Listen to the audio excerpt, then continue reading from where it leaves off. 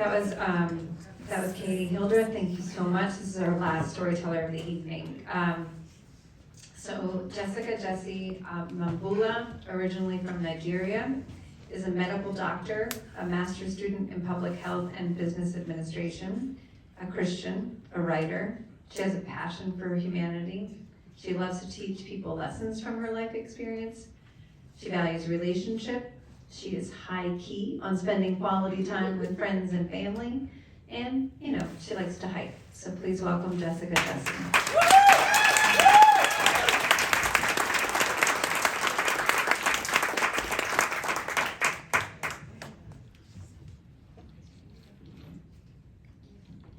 Hello everyone. I have to tell you I'm nervous. I think it's not because I feel like I'm going to forget my lines, because I had none. But it's because there's a level of vulnerability that comes with telling your story. It's in asking yourself, am I saying too much? What response would I get from the audience? Do they really see me as this? Would they victimize me because of my story or inflict self-pity?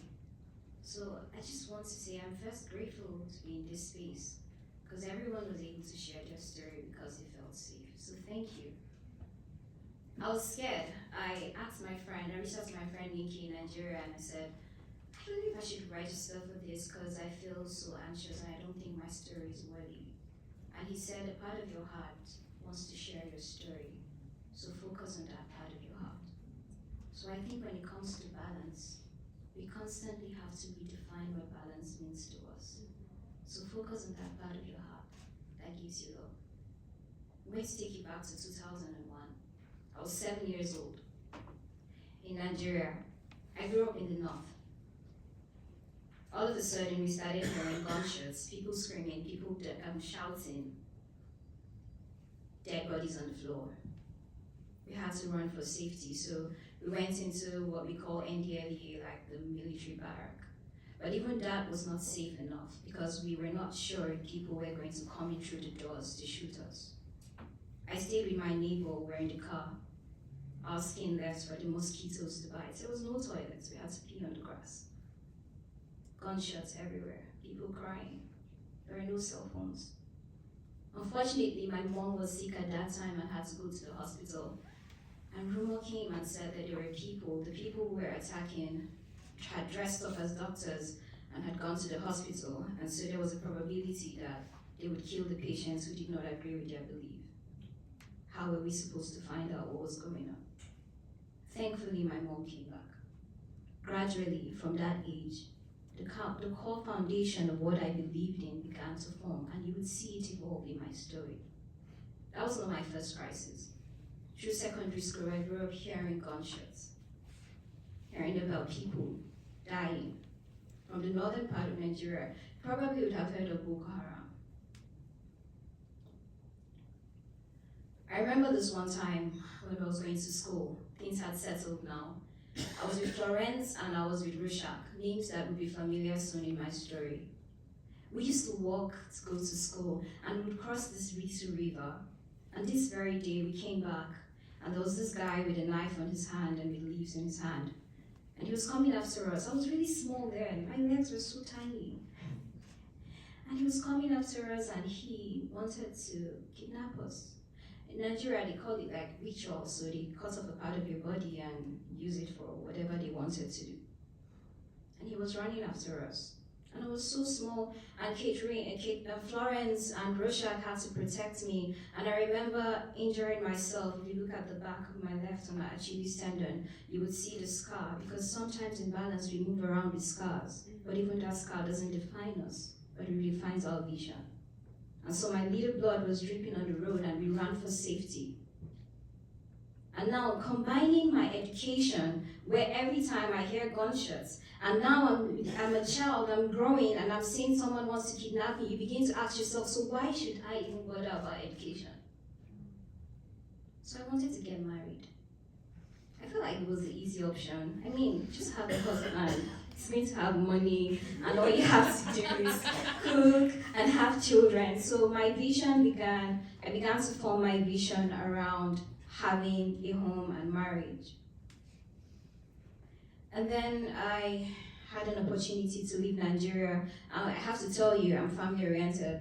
I love my family. I'm the only child, and when I was 11, my dad passed away, but I can't go into that story now. So life happens even in creating balance, and that's okay.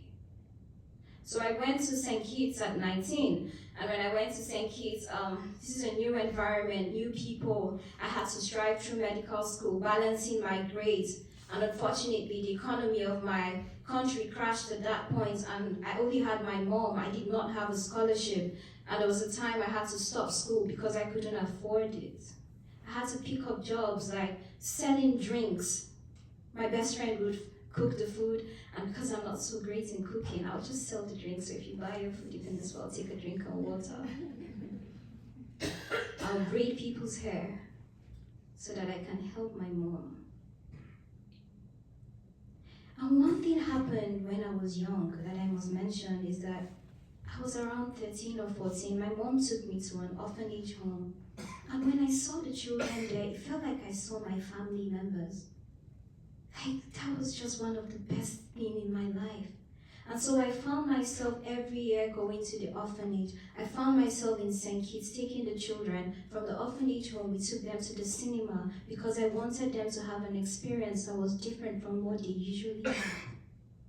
I went to St. Lucia and I did the same thing. And when I went to Jamaica in 2018, we made it official and we had Jessica Foundation, a non-profit foundation birthed out of love for the vulnerable.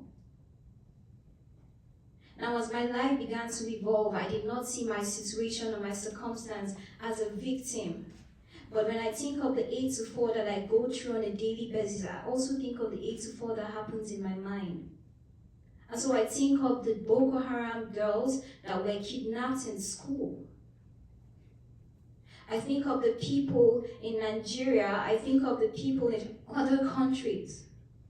And that is why you find Jessica Foundation reaching out to people in Afghanistan, in Yemen. You find Jessica reaching out to Ukraine, because where there is a will, there is a way.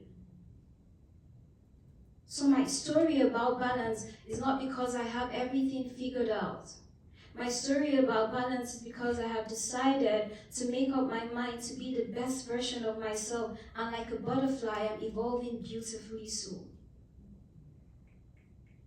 I remember being a doctor in Jamaica, working for long hours. I saw the impact of not having a balance affect my relationship with my patients. I have meals at 11 p.m., my first day of the meal. I started projecting anger in people. I became a version of who I did not want to be. So sometimes when you find the definition of your balance changing, you have to take some steps back and redefine it. And that's okay. Before I go, I remember the concept of balance taught me to value time. I had a patient, very nice patient. Each time I'll draw blood from her, we'll talk about things, and she'll be like, oh wow, you're such a great doctor, and we'll talk about my plans and my schoolwork, and for a while I never saw her again in the hospital. And so one day I was on call around 3 a.m. I came in and I saw her, and she's like, oh, have you written that exam? And I told her I was so anxious, I didn't know I was going to do it well. And she said, I trust you'll be fine. And she said, I feel like I'm going down the drain. I was like, which drain? You're not going down the drain. I came back that morning at 8 a.m. I looked for her bed. I asked, where is she? And they told me she passed on. Because in balance, you understand that life is very fleeting. So for each moment you have with family, with friends, with people you love, take out time to redefine balance. And don't do it out of guilt. Because sometimes I feel so guilty. I feel like I have to give my all to everything and my all to nothing and my all to everything and my all to nothing. And I'm so confused at the end of the day, and so I sleep. And that's okay. So I do hope that as we leave this space, we redefine what balance means to each and every one of us. And hold on to what matters to you the most, because you are absolutely worth it. Thank you.